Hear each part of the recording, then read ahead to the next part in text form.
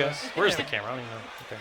Hey guys, what's up? Welcome back to Indie Games Live. We saved the best for last. Well, we can't really say that. We had That's what lots of he really- said. I lots said of that.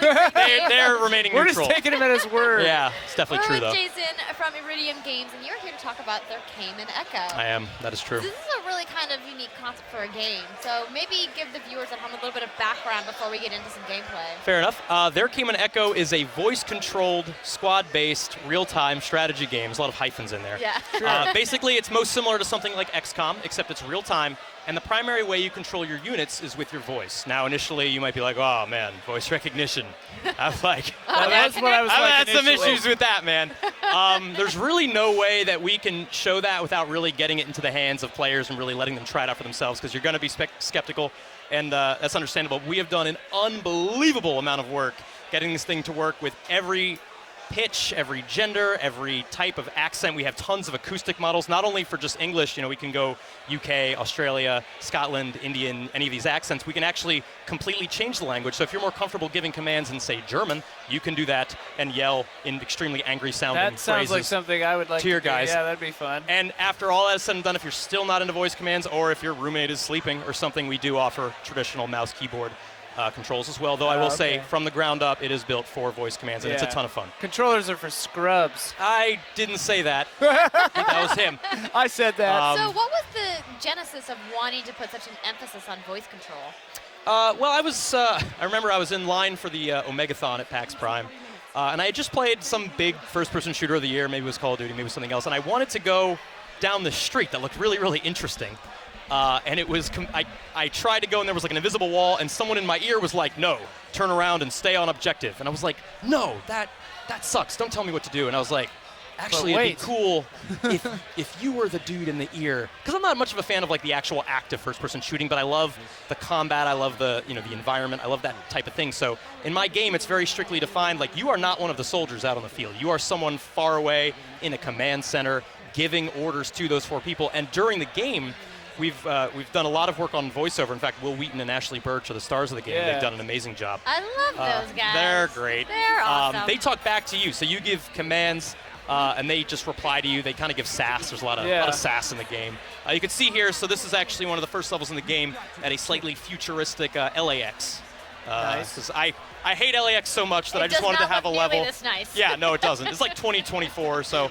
But I hated the airport so much, I just wanted to have a level in it where we just like blow shit up. I'm not allowed to say that. You but can keep say that out. whatever the You can fuck say you it. want. Yeah. Nice. This is late. This is late It's night. late game night. trailers. Late night. Game trailers at night. So this is one of the first voice commands. This is kind of a tutorial level. Really introduces you to how things work. It's telling you basically, hey, you can say shields up. Oh my God. Incredible. That was good timing. He's impressed too. I know. Yeah, so, I mean, we are kind of giving the illusion of the actual voice commands. Yeah, I want to point here that on out the right now. screen. This is not live, and that seems like, oh, I'm not confident in it. It's really loud in here, and it also would have been very difficult to talk to you guys us and talk to the game at the same time. But worry not, it is rad. So this is Corrin. This is Will Wheaton plays Corrin here, and he's actually a bit of a pacifist in the game. He's a cryptographer. He leads an everyday life.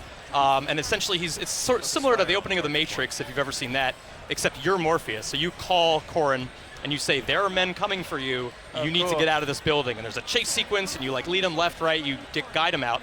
He's very reticent, and he's not good with a gun, and he's not good with anything. And as the game goes on, he kind of overcomes that reticence and overcomes that hesitantness. That's and not learns to kill. And learns to kill. It's actually a big character arc for him. One of the things that I find that I always struggle with in the few games that I have played that have integrated voice commands is learning the very specific words to use. Yep. I mean, what kinds of things did you guys, make sure to put in the game to kind of help facilitate that? Okay, so our game is defined with with a limited vocabulary, so you can't just say anything in the world. Well, you kind of can. I'll get to that. Any standard thing that you might be expected to say, and we've done a ton of focus testing for this. Like, one of the things you'll do is pick which character you want your characters to fire on. You focus fire. It's a big thing in like RTS in general. So the primary command that we've always used was focus fire on enemy unit 4. But that's a little hard to remember. Maybe you don't go enemy unit, you say target for. Maybe you don't say focus fire on, you just say shoot at. Right. We have a ton of those default like alternates in there. So for the most part, anything standard that you would expect to say in that situation will work. That said, if you don't particularly like a command, if you think hold position is too stiff, or if you think Corn's name, you're like, what is Corn? That's like some weird, stupid name. We have this system called command aliasing, where you open up the menu. I think we show that a little later in the stream. You can replace any existing soldier, command, or location in the game with literally whatever you want. Wow. So, you can replace Corn with game trailers. You can replace, you can replace open fire with fuck those dudes up. I see where this is going. Oh yeah. There are going to be some really funny Let's Plays. Yeah, the streamers are gonna love it. What I've done, I love singing Disney. So at one point, my own heart. I'm a big fan. At one point, I memorized the first 12 commands that I kind of needed to get through this mission, and I went to the alias menu and I replaced the first 12 commands with lines from Be Prepared from The Lion King. So to progress through the level, I basically sang Be Prepared in order, and each lyric Dude, that's awesome. would give a different command. That's awesome. And it I worked. can see people doing that. Like, we should make that a challenge. Like, sing the entire game. Right, you have to. Right, and it's like a musical performance. Does the game does it get screwed up? Because I can see if I was playing this, I'm definitely going to start being like, shit, shoot 6, shoot 6, shoot the guy. Does it if you're yelling at the game, or do you have to remain cool? All right, so yelling, from an audio perspective is bad because it clips off the audio. So it's actually, and we emphasize this throughout the game, you want to remain calm and you want to speak clearly. If you stutter, if you shoot target 5, it might work if you're lucky, right. but it probably won't. And it's actually a skill, and it's not a skill that many video games require players learn. Right. Speaking calmly under pressure, even if there's a lot of stuff happening on screen, being clear with your voice.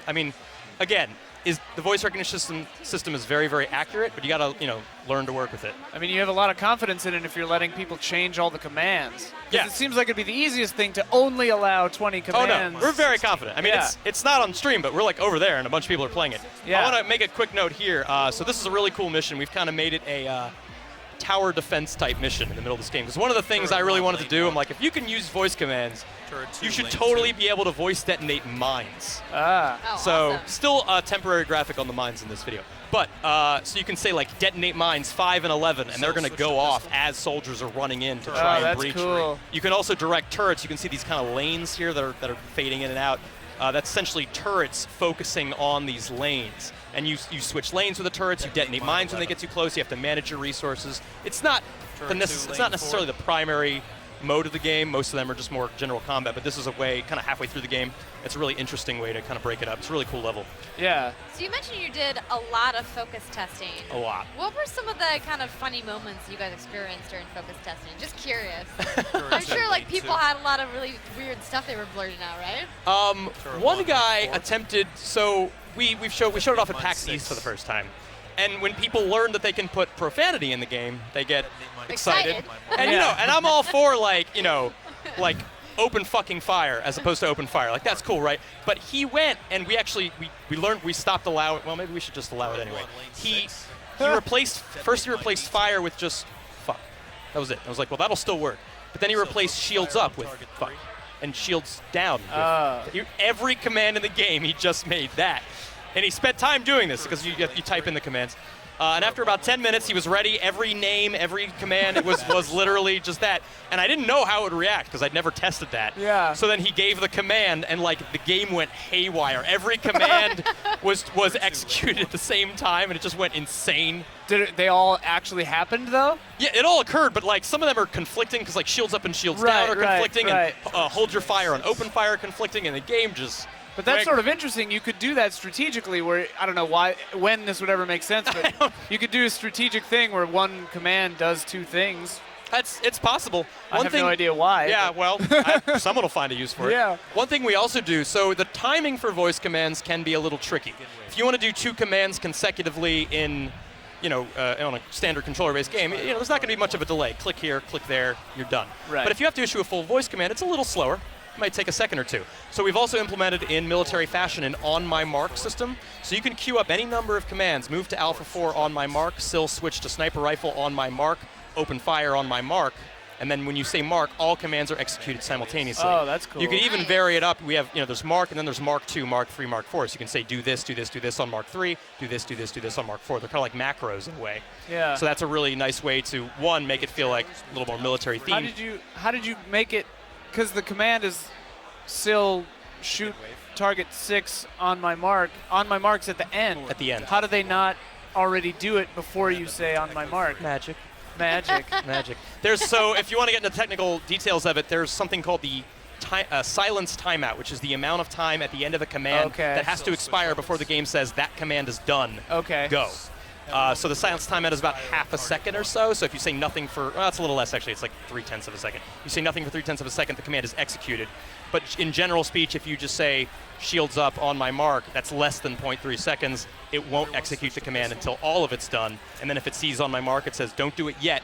Wait for the mark. There's something I wanted to tell you. What? Not related to anything. I'm very handsome. I think I mentioned this to Ash one time, but have you heard of a movie called Earth to Echo? Because they totally ripped off your font. I know. So one of the ads is like your logo. Yeah, no, I know. It freaked me out. They learned that. I have a friend who actually knew some of the people that were working on that game, and they altered it. So if you search Earth to Echo in Google Images, you can see the old logo before they changed it, and it looks exactly like mine. Exactly yours. It's like exactly the same. It was super awkward. I was like, whoa. Yeah, and then like I've gotten a lot of people, and they'll be like, I tell them about the game, and they're like, oh, like that movie with the robot, and I'm like, nah, man. Because I remember I saw it in a standee, and then I tried to Google it later to tweet about it, but then the logo was different. I know. So and I was like, totally well, first. We had that logo in February 2013, man. I don't know. It's cool. You did it. It's cool. You've inspired Disney or whoever that is. So on the stream right now, we have the War Room. So the game is very narrative focused. I do want to point that out. Like it's tons of cutscenes. My thing can't hear lost myself. our audio. Lost our audio. Lost Whatever. our audio. I'm talking anyway. Oh, there we go. It's back. Thanks. Okay. Tons of cutscenes, tons of narrative. It's very, I really attempted to form an emotional connection with the soldiers. They're not like generic dudes like in maybe XCOM or End War. I loved my guys in XCOM. Yeah, I mean, you project your personalities onto them, which you can do. Socks. Right, exactly. I miss him. Yes. Brave soldier. Socks. Hold one up pour one out for him. Sorry. Well, we are having to wrap out here pretty soon, but I mean, this game looks really, really interesting, and I'm definitely excited to try it out and really see if you can put your money where your mouth is. Yeah, you sold me on it. Because at first I literally was like, voice commands, come on. I wouldn't be, I feel very confident about it. I wouldn't be pushing the voice recognition if I didn't think it was good. I'd just be like, whatever, we're switching it to mouse and keyboard. But essentially, reviews are going to come out, and I'm very confident they're going to be like, this worked super well. When are those reviews coming out? So great question. We're releasing on Steam on the PC in early to mid-February. We don't have a specific release date yet, but we're going to be around then. And then in the following months, maybe May or June, we're going to be porting to a bunch of platforms, PlayStation 4, Xbox One, Mac, and Linux. The whole deal. We're in Unity, so it shouldn't be too rough to port. And you'll be able to get your hands on it then, and it's going to be $14.99, I think. Fair enough. Probably $14.99. Fair enough. Around there. Still talking to Valve about generally. that. Around there. It'll be good. It'll be great. And also, I do want to get one quick mention of our soundtrack. If you guys are fans of Ronald Jenkins or Big Giant Circles, a.k.a. Jimmy Henson, the soundtrack on this game is magnificent. Rad. It is lovely. And we're going to be selling the soundtrack as well on Steam. It's really, really amazing. 24 tracks of glory. Awesome. Well, where can they find more information if they want to go learn about it tonight? They can do one of three things. They can head to our website, www.playiridium.com, or for more frequent updates, you can check out our Twitter or Facebook at Iridium Studios or facebook.com/Iridium Studios. Check it out. Follow us. We're coming out soon, and I am really excited to do so. Well, thank you so much for coming on and being such an energetic guest at the end of the stream. Yeah. It's been great. Gotta finish strong. Exactly. And we want to thank all of you out there for tuning in with us here at Indie Games Live.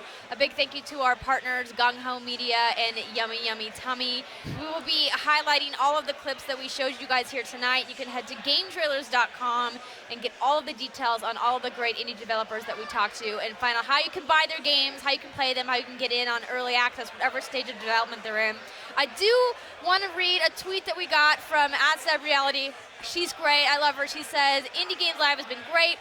Lots of games have been shown that I can't wait to try. And we've had quite a really diverse lineup of games. Yeah. that You're have been great, too. tonight. All of you are great. Yeah, You're the we best. love you guys. You want to come host things with us sometime? I'm down. Let's do it. The headset suits you. Yeah, Don't it's forget good. to follow our Twitch channel. Hopefully, if you're watching, you've already clicked that follow button. Thanks so much for tuning in tonight, guys. And that's it. We're done. Goodbye. Thanks, guys.